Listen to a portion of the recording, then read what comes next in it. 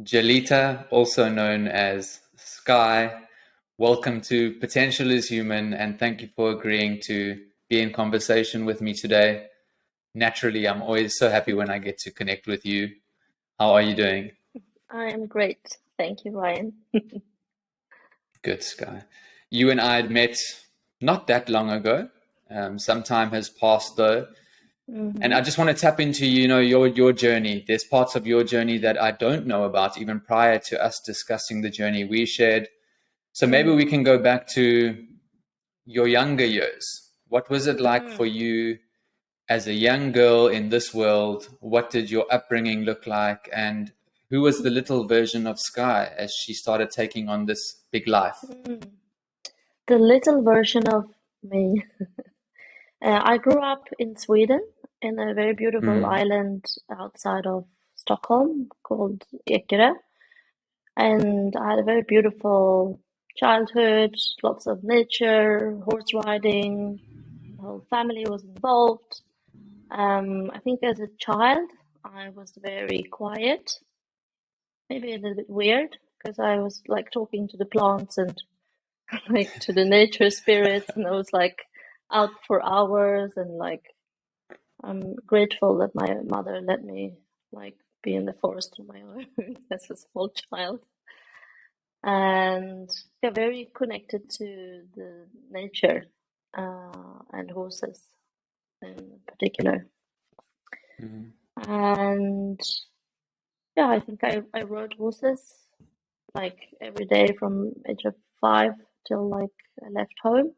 It was a big part of my life, but I think one part of my life I kind of like shut down when we started to get grades in schools and stuff like that, and I became very serious, mm. serious child, Seriousness, very right? serious Yeah, child. Yeah, yeah. busy And with like stone mandalas and stuff. I've started seeing that playfulness come through even more and more now, and we can go into what you're currently doing. But what do you think it was for Mm, you when we lose that essence of expression and play? As you said, it was grades mm, and it was schooling, so we could blame the system, but I don't even want to do that, right? Let's not even no. blame the system. It's just a process. And then I Mm, know that you've been successful in what you do. You're incredibly mm, talented. What did the business world look like for Sky? mm. I think, I mean, I had a very good, like, I went to Montessori schools and I had a very, like, free schooling Mm, as well. I think it's maybe as children or like when we're young, we try to, like, fix things that we're not supposed to fix. Like, I believe all humans are very sensitive and we pick up on, society and parents, and we try to, like, or for me at least, I try to, like, fix things for other people quite early mm, on, believing this is the right, smoothing down the corners of everything in every situation. And if we do that for a very long time, I believe we lose the essence of ourselves, or like it just gets hidden and forgotten. And later in the business world, I think I had a quite successful career and yeah. changed a little bit as well. But again, it like life is becomes almost like a compromise. We want to do well, we want to be a good colleague, we want to, show to the world this is the right path, and like, I want to make my parents proud, and it's like a game. And sometimes it gets quite hectic. We lose ourselves in the game. I'm not Yeah. saying that I didn't enjoy. I think I enjoyed, all parts of my career in different ways, you know, although it didn't always end up that well. But I think we do it for other people when we lose Very ourselves. interesting. Mm. Yeah, there's two things there. That you just said now, we do it for other people. Totally Mm. understand that. And we lose ourselves in that process. Maybe you can just share with people who will be listening to this, what did business success look like for you in particular, in terms of what you were Mm. creating, what you were doing? You're right, even international exposure on your own journey. Mm, And maybe tell us, what parts of Sky did you actually see yourself starting to lose? mm. I I studied for a very long time, like 7 years after high school, and I was on this like elite journey of going to, I don't know, best business schools, and I studied in Tokyo and Paris, and I chose everything that was difficult. The more difficult, the better. Mm-hmm. And I find in society, when you choose a difficult part, like if you do like a difficult, if you go on that path, it's always like praised. Oh, but you're so good, and like, oh, you speak so many languages, and it's, so you just keep on going, both on your own drive and also by the world. Like, no one's going to tell you to stop. You're great. Just keep on, keep on, keep on. Mm-hmm. And I think I believed I was looking for, finding a perfect model. I need to study this to become that. And I think quite a lot of people can fall into that. I would call it like a little bit like of a trap. And then as I went on, I was like, no, actually, I need to change again because this doesn't correspond to my reality. I need to find a better perfection. I think perfection is a quite strong word which I was living by. Mm-hmm. And when I was done with all of that, I lived most of my adult life abroad, and I moved back from. I've been to Tokyo, and I moved back to Paris again, and then I moved back to London again. And then I realized I was like, no one cares about any of these papers at all, and it was a quite like face plant to come back to London with all these like great master's degrees and all. And people are like, no, this is good. You can start working in this bar now, because you need to pay your rent. That's crazy. I didn't know this. So like did you go and do this kind of work, right? So you go on this journey of becoming something, all of your Yeah. accreditations, like your expertise. So are you telling me that, did you work in a bar? More stories to tell. So Please basically, share. so I was done with all this, business psychology, like masters in business management, went to very, very good school, Mm-hmm. which I'm very grateful for. And I came back, I realized at that point that this like finance world, like auditing and finance, like management consulting was not really my cup of tea. I'm not And surprised. I did go for an interview once in a black tower. It was a very interesting experience, but that's for another time. But when I came back to London, I was like, no, you know what? I want to work in the creative industry, Mm. right? And in London, it's great in many ways. It has at that point in time, it had more of an entrepreneurial feel and more like you can try out things, whereas France is maybe a little bit more conservative and have like bigger groups and big companies. It's like different journey to get in. And so when I moved back to London, I was living with my sister and her best friend, and I think I was even unemployed for a while, and I was like, I was desperate, Wow. because in London, you're like, no one, you can sit there and moan, but your rent needs to be paid today, and it's Yeah. very expensive as well. So thanks to my sister who was working in the restaurant industry, she got me this like extra job. It was like an event company. So I was serving drinks to corporates like a few times a week. And I would finish my shift at 2 a.m., took an hour or two to get home, and week by week. And I did that for like 6 months, you know. And yeah. 6 months of that, Sky, like the Mm. contrast. I'm just trying to pause Yeah. into like all the degrees, the success, the journey, to the Yeah. like 6 months of, not that there's Yeah. anything wrong with that work, but it's very No, no, different. What no. were you personally going through in terms of like, okay, I've seen myself at different levels.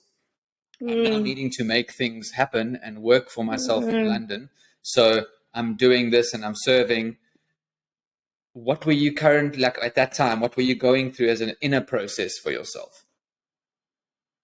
It's just keep on going. At some Mm, point, I knew, okay, I had this process of what can I do with the skills that I've had? What is going to be my doorway in?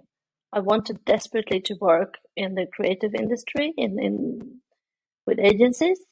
And I said, okay, my way in is to be a project manager because I think I'm quite good at that, and there's a lot of, yeah. the business part fits into that. And I just had to keep on looking for opportunities and, keep on grinding. I don't necessarily think it's a bad thing because you become very humble in life when Mm, clean and vomit. And, and it's also like a interesting cultural aspect as well. I met a lot of like, corporate parties and mm, transformation of people and this work culture of, success and suits and sometimes like walk of shame. It's like all aspects of life in a way. And I had great mm. fun with my team, and we were like laughing and singing and cleaning the floors, and you build community through all kinds of work that you do, you know. Yeah. So you're cleaning vomit, you're meeting people, you're experiencing like the rainbow of what's on offer here. What Mm, was the breakthrough into the creative space for you? And is this creative side of Sky and that expression, has it always been who you are? Because I know it's something you're brilliant at, right? mm. I think it has always been who I am, but I always rejected it.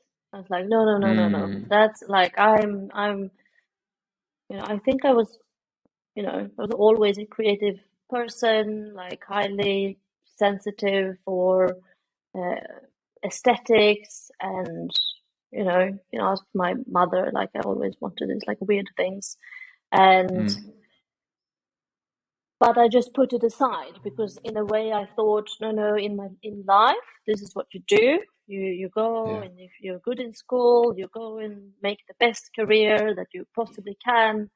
So it's almost like lying to yourself of actually what are your gifts. You can trick yourself into lots of different lies that you Mm, believe in for a long time.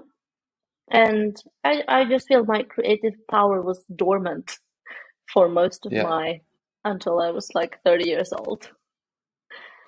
And yeah. That process of lying to ourselves, right, and trying to fit in. I can only speak from personal experience, but initially it may work, but then the Mm, weight almost comes too great, or the opportunity cost, the part of yourself that you're denying, the truth of who you are.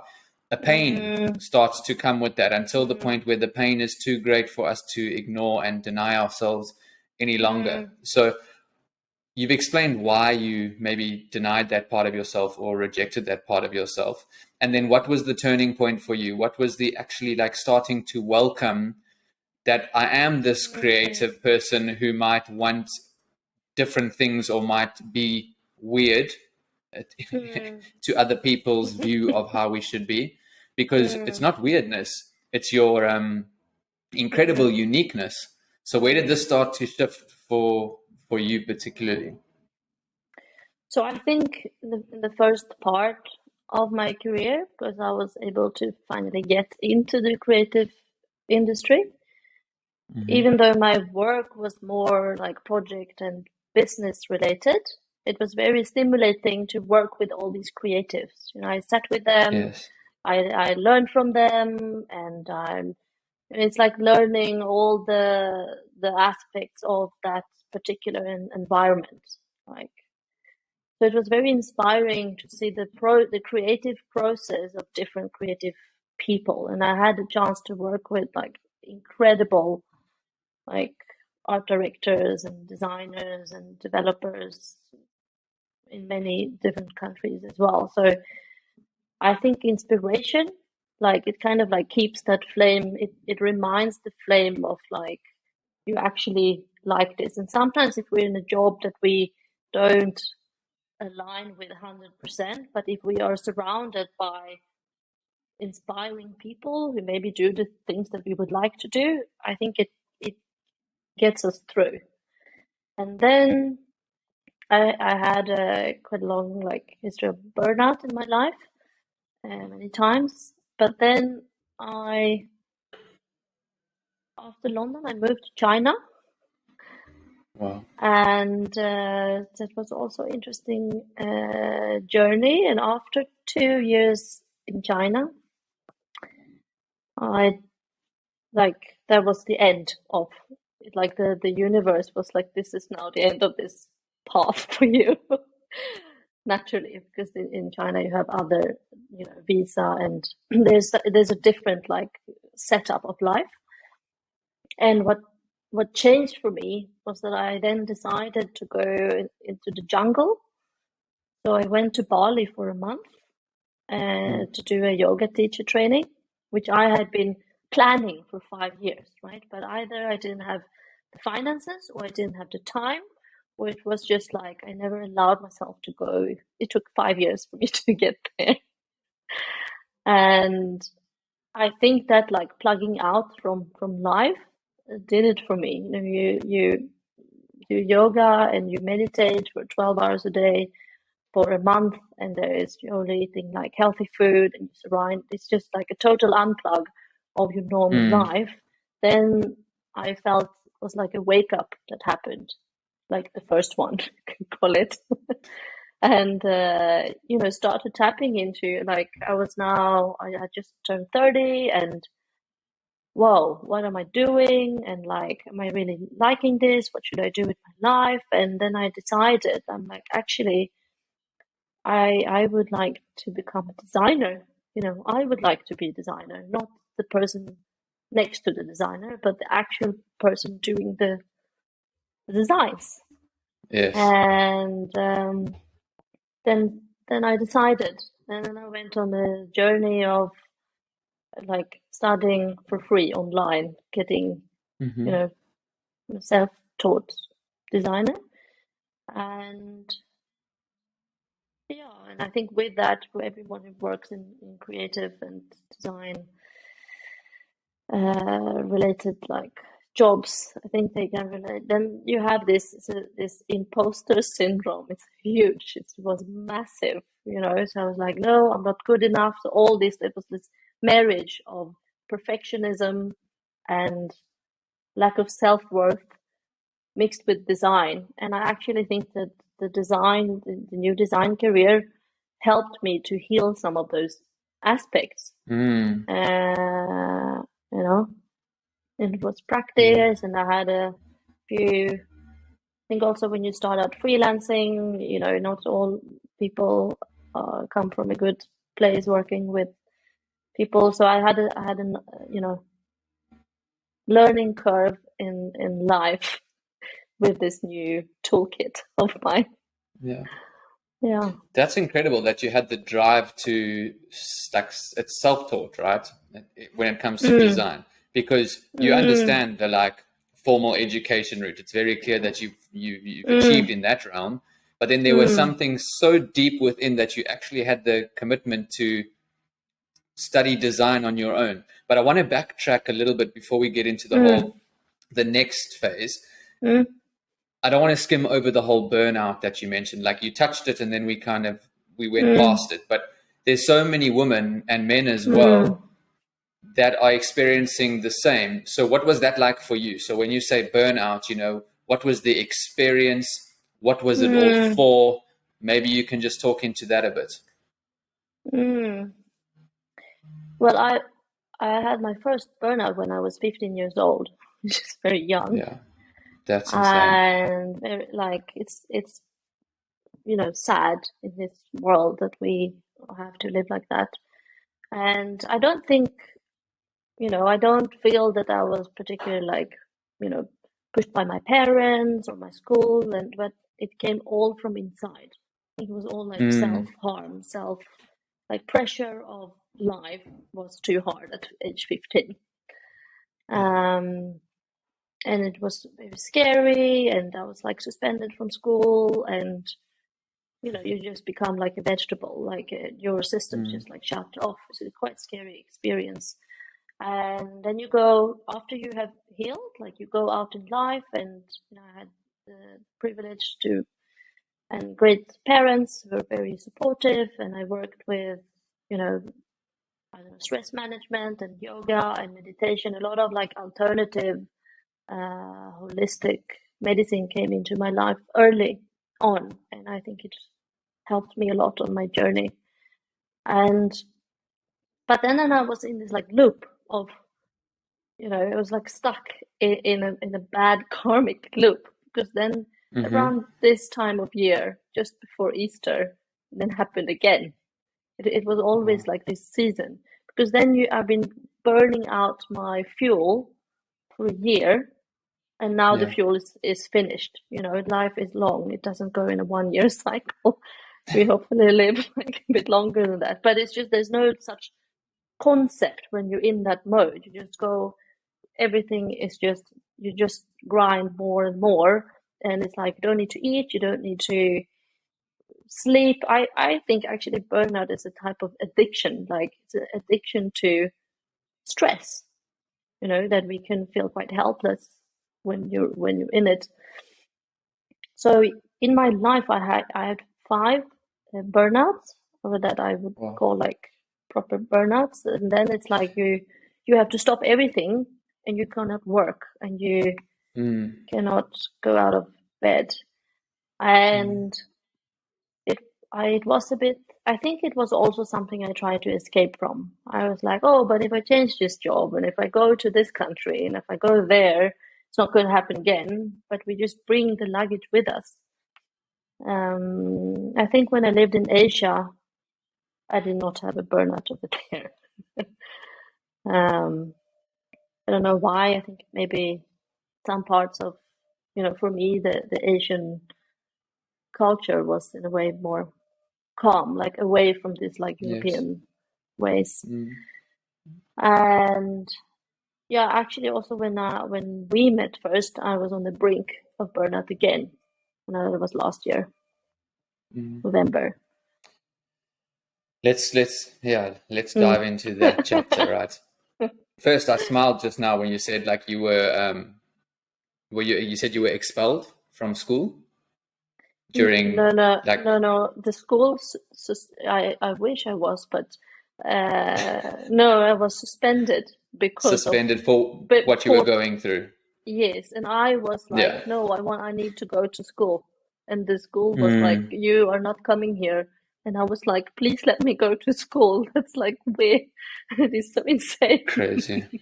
Yeah. So even wanting to like self-destruct even more at a time when you actually just needed to come back to yourself, and the school was saying like, just, you can't come here. You don't need this right now. Yeah. Yes. And then that happening, in different ways in your life. You also said like, we think that something outside of us, moving to a new country, the next place, the next career, the next whatever it is going to bring the solution or the result.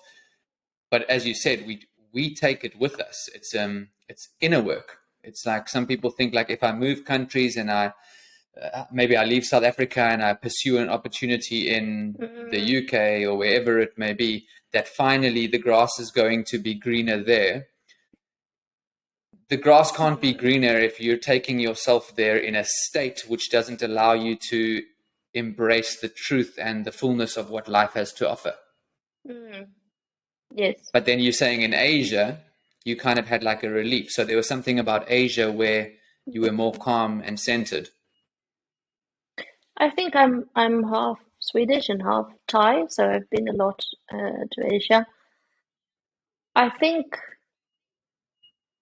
there's a different atmosphere in Asia with everything. Even like in Thailand in particular, people are smiling, and there's like this street food, and obviously there are like corporate people in Thailand as well, but there's like the underlying culture of Asia that has a, I don't know, I would call it like in Japan they have these parks, and they have these rituals with nature. So it's like a slower, more traditional way of life that I think sometimes we have lost a little bit in Europe. And Mm, I think also with the Buddhism, and Buddhism is like quite dominant in Thailand, because that is so much in your everyday life. Everywhere you see these little shrines, and it's like the ghost house for the restaurant, and this is in Bangkok, and here is the Hindu shrine, and this is so even people who work, they go, in their lunch break, they go and have a prayer in the temple, and then they go back to work. So maybe that also has something to do with it. I don't it know. definitely has something to do Yeah. with it. And that's what we need to start acknowledging, right? There's opportunity for that pause, for that stillness, for that devotion Yeah. to something other than just our small Mm. little dramatic lives in the pursuit of something, which I don't know what that is, Mm. but they've, as a Mm. culture and a way of being, they have built in Mm. the the spiritual element as a daily way of Mm. doing life. It's not Yes. something which they need to remember or force themselves to do or start finding out what it even is. It's just, it's a way of life. Mm. Yeah. Okay. So, question before we go into how we connected: what was Sky chasing all that time? What does Sky think she was chasing? Mm. I don't actually really know. I think I had a phase in my life. I went through this 5-year plans or 10 years plans, and there's always Mm, this like looking ahead. Life needs to look like this. I was inspired by, I don't know, media, TV, films. This is how success looks like. This is the clothes you need to wear to fit. It's like a package that you need to get onto. And I think that what you think that you are chasing is freedom, but it's done in the wrong angle. Because you think, oh, people tell you, oh, but if you have a great job, you will have financial freedom, and you'll have a stable life, and you're gonna.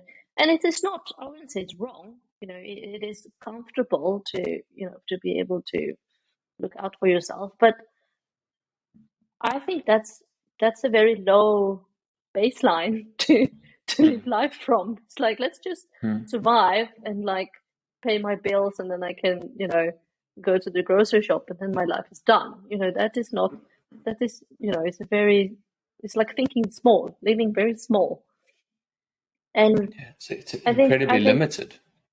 very limited. And then you are like a robot who's just like, this is enough. I'm not going to learn anything new, and not going to acknowledge anything exciting coming up, because now I'm safe.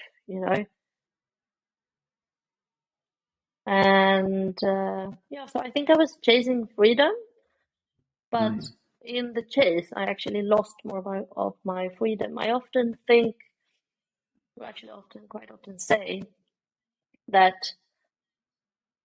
if we look at when we were younger, in our 20s, you know, we were, if you're a student, you're supposed to be poor, not supposed to, but like a lot of us have more limited resources when we sure. are students. Yeah. And I'm looking at my life, I'm like, whoa, but I was so free, and I felt so rich. I felt so rich because I had this time, and in Europe you could go on these like trips, and as we Hmm. go on in life, in our 30s, mid 30s, it's like, okay, now I have all this, now I have these like financial abundance, but my life is stuck. I'm stuck with this furniture, and I'm stuck with this. Can't go on holiday when I want, and in America you have like 8 days of holiday, and then it's that suddenly your life becomes an Excel sheet of rules. Yeah. Yeah, in that pursuit of freedom, exactly as you've said, Mm, you lose that freedom, right? You're pursuing, and this is a bold word to use, but you're mm, pursuing an illusion, which then ultimately results in you feeling more trapped within your mm, experience until you can no longer take it anymore, because the freedom was never the thing you needed to set out after in the beginning, right? And trying to build it up mm, through all of these things in order to feel free. When we mm, have far less, we feel more free. And now this brings the whole paradox to like somebody who's got an abundance of supply, be it wealth, homes, lifestyle. How free do you feel in the life that you've mm, created for yourself? And that's very mm, personal answer to different kinds of people. mm. I think what helped me on that particular journey, that I went on to be a digital nomad with this Yeah. new design career, right?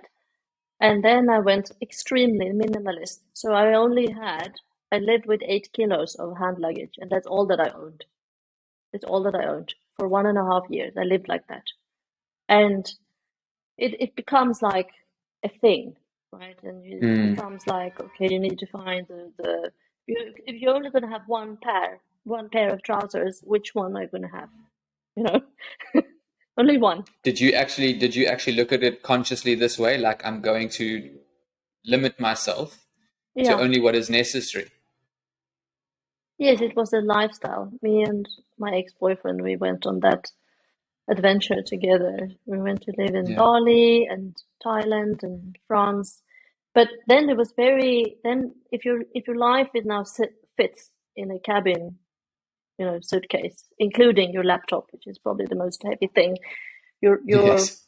your consciousness is like, okay, but in the morning you don't need to think about what to wear. You just pick the one or two pieces of clothing that you have, Mm. and then you go out and experience life. And also, all of your shopping experience is also not the problem anymore, because you can't gather things, because you can't take it with you. So you go on to live a life of experience.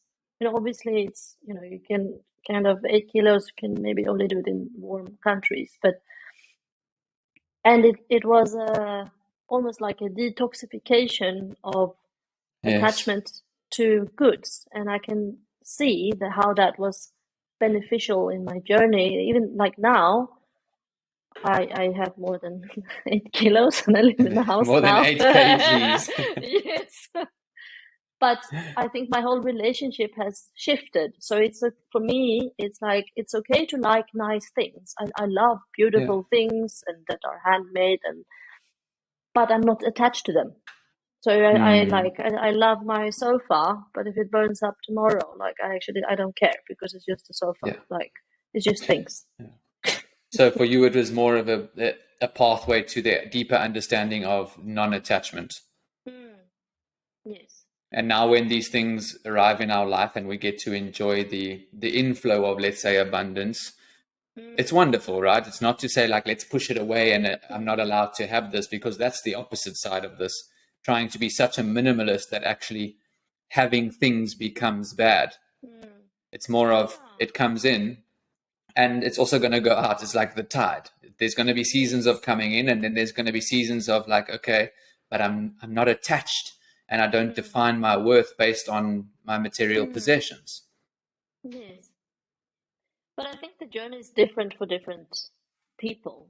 Some people Mm. maybe need to have a harsher detachment process of like, I need to go and live alone now and shave my head and be a monk for a while, and then come back. Sure. And some people stay and living that life because they like it. There are different ways how this can manifest in your life. Sure. And always perfectly so, I believe, like Mm, if it's for a short while or for a long while or permanently, mm, always to serve our highest good, not necessarily to ever be wrong. mm. Yes. Let's go to where we met, because you described it a little bit earlier as being on the verge of another cycle of burnout. I Hmm. saw from my perspective, I saw like dormant power that wasn't being allowed to be released or expressed, like almost that the permission wasn't there for the uniqueness, the quirkiness, and the beauty of who Sky really is to now be to like now run with that, you know. And we worked on a whole bunch of things. So in the beginning, I remember it was about becoming more comfortable with anger and inattention, and really wanting to start releasing your creativity around different business ideas. But what were you personally feeling when you and I connected, and how was that journey for you? I remember, it feels like a very long time ago. It was not that long It time does. ago. No, it wasn't. I remember I was this like design director in New York, and but I felt, yeah, I was like working a lot, like late hours, and it was like where the flame in me just got smaller and smaller and smaller. And I remember that I had subscribed to your newsletter. You had very good Hmm. newsletters. And there was one day I was just like, I can't get out of bed. It's like you're in this like blanket, and you look through this like, here's the blanket and there's the window. It's like, and there's this feeling of hopelessness, and I can't see through the day. It's a terrible place which I don't wish for other people to experience. And it's basically you're like paralyzed from life. And there was one, I think this is where the spirit came in, and had one message inside. And I'm like, you need to find Ryan's email now. And so I went to my phone to find, because I remember you had some email with like a coaching session, and I knew this is my answer, and this is now the help I need to get now. And I remember talking to my husband, and he was like, "Oh, but maybe you can do this in January." And but in that moment, it's like, no, this needs to happen now, like, because I cannot see that far to January. This needs to happen now. And it took me like half an hour to like book that session, because I was so like, out of it. And we had a session that same day. And I was even like, I don't even know if I'm going to be able to be on a screen talking to someone. But I trusted 100% that this is where I need to go now. And it's the only step that I need to take now, and everything else will be sorted. So I was actually really broken when we met first time. Really, really broken, like cloudy and broken, and yeah, not in a nice place. But then we worked from there. Yeah, and you're incredibly courageous for showing up in that experience. I remember very clearly what it was like in the beginning. I remember the weight of what we were both navigating. Mm, That said, though, I also remember how quickly you were able to shift when you started giving yourself that permission. Like there were certain instances where you were like, yes, and it would just like the shift would be so quick and the manifestation would happen so quickly. I think the first one was a changing career, right? You made like a completely clear decision for yourself, and it was in like the 2 or 3 weeks, like bang, you had a new job. mm, It was that, right? yes. I think also I think of myself of someone who've done like quite a lot of inner work throughout times, but I feel we also need to be reminded, right? So I've worked with other coaches as well in the last few years, and every piece of work, it's like bringing me closer to, where I'm supposed to be. But it's so Yes. easy to backtrack into our old patterns, especially, we go out when we're in our 30s, and we suddenly have more responsibility and people to look after, and there's like crisis happening in the world. So the weight on the shoulder can easily be quite heavy quickly. And then we like we forget all of the meditation and we forget all the tools we ever had, and we just go straight down into hell. And then we linger there until we're like, oh, actually. So I think with our work together, you helped me to recover those parts, and I'm like, oh, but I forgot. I actually want Mm, this is. I think there's a motivation of this is what I want, and I don't want to feel like this anymore.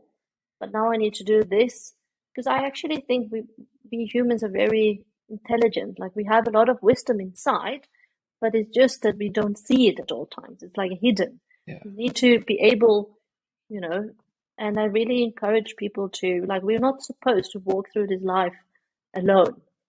I think it's like we can't have coaches for our like physical health, this and that. Like, if you actually want to step forward, we need help to do that because you were like a mirror to me.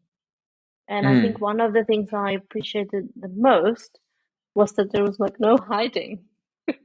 You helped me so softly, but steadily in my own mirror. And there were times I was like, maybe I can sneak out here, or maybe I can, you know, maybe we don't have to talk about this now. And I like change subject and like, no, no, no, no, now we go back. Now we go back to this point. yeah. There's no hiding. We did have those moments, and it was so wonderful to see you. Like, you came back because I could see that the cost of not acknowledging and discussing this is too great, right? It was that, as you Mm, say, it was that pattern and that program of like, I know how to expertly avoid this.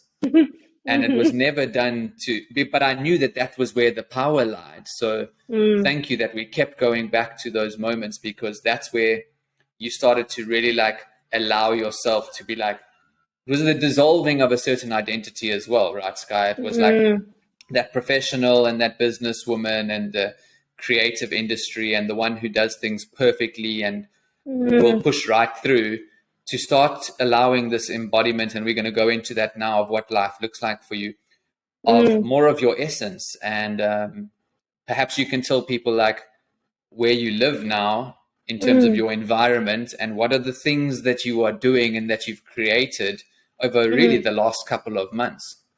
mm. So for people who don't know me, I live in South Africa in the Garden Route in a beautiful place called Plettenberg Bay, and I live in this like forest house. We're actually moving in a few days to be further out in the forest. For now, me and my husband bought like a piece of land, and we're gonna build our house there. Hopefully later this year, otherwise next year, whenever it happens. And so I work, like I do a lot of different things. So I think that's who I am. Um, I work as a UX designer and create content for a Swedish startup. It's a startup accelerator and incubator, and it's very inspiring to, see and meet and support like all of these people who want to change the world, like a lot of things in health and sustainability. And then I'm a Reiki practitioner, and so I opened up my practice here in my studio. It's a creative and healing space studio. We're sitting in it now, and that's quite new. But I have bookings and I start to have clients, and it's great, and it's connecting with those parts of me that I left behind as a child. Yeah, I mean, come on, Sky, let's Yeah. give this more credit. You're saying it with such grace, but like this is something you really claimed Yeah. just a few months ago. Like the space Yeah. Sky is speaking about, and like where she's sitting and Mm, the people she's working with. This wasn't your reality mm. how many months ago, Sky? Give me a number. Yeah, 2 months ago it was not like this. There we go. Yeah. Yeah. Just 2 months ago. But from Yes. doing your work and going Mm, inwards, this is what mm, has become possible for you. And it's not that you've become somebody different, more that you've become more of who you really are. And you have this ability, I always watched you in the sessions, to listen to that deeper part of yourself. Even when you wanted to run, we stayed there, we came back, and you have this wonderful ability to listen and know that, okay, if I don't honor this, then I'm just going to play pretend again. And as you've honored yourself more and more, these are the things which are happening. So you have your Reiki space. Do you want to tell people what your brand is? Because I love what you've done with the brand and the colors and what you're doing. It's called Aoki Reiki. You can find it on aoki.life. So I'm a Reiki practitioner in the Tibetan Usui traditional method. And I also do crystal Reiki, and I'm soon going to open up another offering in aromatherapy as well. And you remember those bath salts? I remember the bath salts. How can I forget? So I also have like a bath salt business as well, and the labels are now been printed. Yes. Those labels.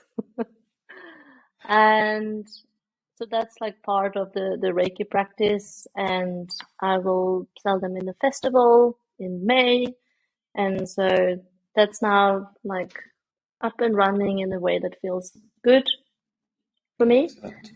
And I also run, me and my husband, we founded a plant-based sushi business as well. So we used to be at the market, and now we've taken it into more catering and events, so people can order plant-based sushi from us as well. So it's lots of we run 4 or 5 different businesses together, me and my husband, and we like it that way.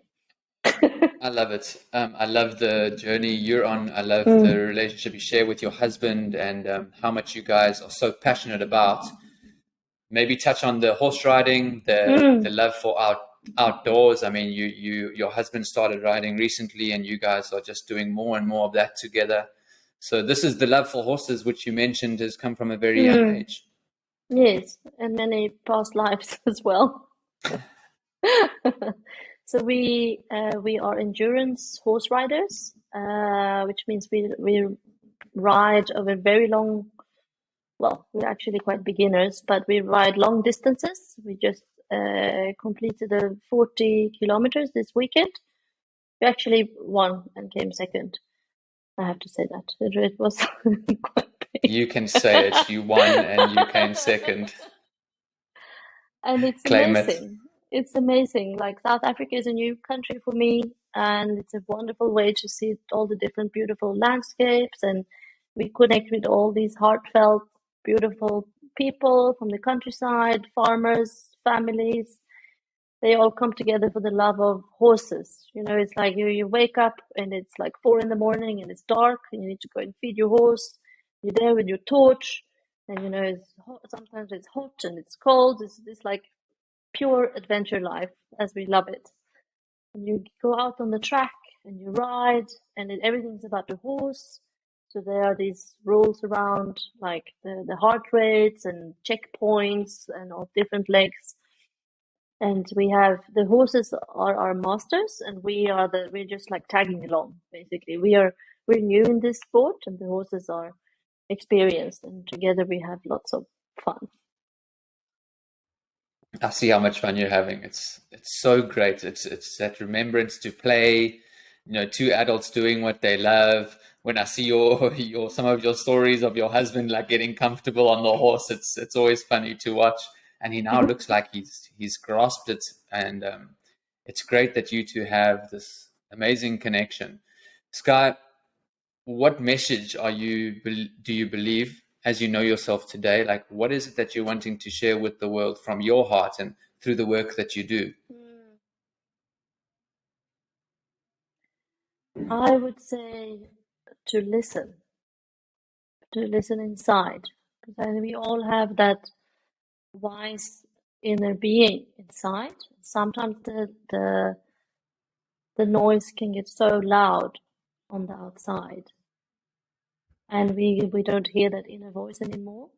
And what I would say, whatever you need to do to get into that inner voice, just do it. Like it can be slow down, calm down, go out in nature, spend time on your own. And I think we need to check in on that, if not every day, but at least I would say at least every few years, like go and spend a month in nature and listen if there's something else there that wants to come through. And the second thing I would say is like don't plan for the perfect life in the future because it doesn't exist. It's just Yeah. an illusion. It's just an illusion of your mind, right? That might not even be based on any facts. But we only have today and we only have like make the best of life with what we have every day. And I think that then we will be more happy, you know. Mm. And it's okay to be happy. We don't have to sit here and suffer and grind. Like it's okay to have joy, you know. Yeah. In fact, I believe that like when the suffering presents itself, it's the reminder that we've forgotten what our Mm, happiness looks like and our true nature, right? It's mm, suffering is there to bring us back, as you've said, to being happy and mm, to allow ourselves to just be happy for what today looks like. So, Sky, mm, with your Reiki in particular, what mm, is it that you can support people with? Maybe tell them mm. if they came to you, what is Reiki offering and what is it that you do through your Reiki? So Reiki is working on many levels, like mental, emotional, physical, and spiritual. And you actually don't have to believe in Reiki for it to work either. So it works with the universal life force that we all have within Mm-hmm. us. And so I'm just a channel for this Reiki energy that have been attuned into receiving and pass over the universal life force. So what Reiki does, or what it can do, is that it's like a clean up of your energetic body. Like we can eat healthy and we can exercise and we can do all these like correct things, but there might be disturbances in the energy body that we don't know how to get rid of, or they present themselves as blockages in the body in our different energy centers. They can be, traumatic experiences from earlier in life, childhood, past lifetimes that we don't even know about because we are like dormant, right? And going to Reiki will clear these blockages. And when the blockages are cleared, the energy can flow freely through the body again.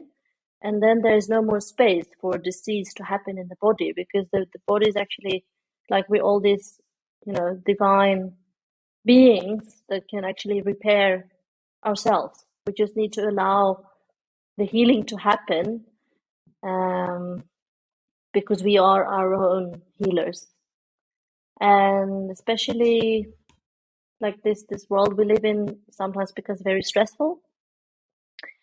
And I find Reiki, we just allow ourselves to drop into that space. It's like I call it like a dream space. You're not really asleep, but you're not really awake, and it's a space where you are dreaming. And when we allow ourselves to drop into that space, you can access incredible amount of information of your life. I sometimes see the future, or we tap into that wisdom that we all have if we allow, when we settle down and we calm down our nervous system to be in that space. Thank you. There's so much that you can offer, and to the people who may be wanting to reach out and are resonating with what you're sharing, guys, wisdom, knowledge, it's not necessarily conventional, and that's what I love. Like you cannot put Sky in a box. You can try and put Sky in a box. Either she's going to break her way out, but it's not going to work, and it's wonderful, Sky, to see you again having come back into your essence, to be sharing it so confidently. I've loved being able to see the shifts happen, the ups, the downs, and just to see you like creating. And there's so many doorways that people can come through to be with you and your husband as well, you know.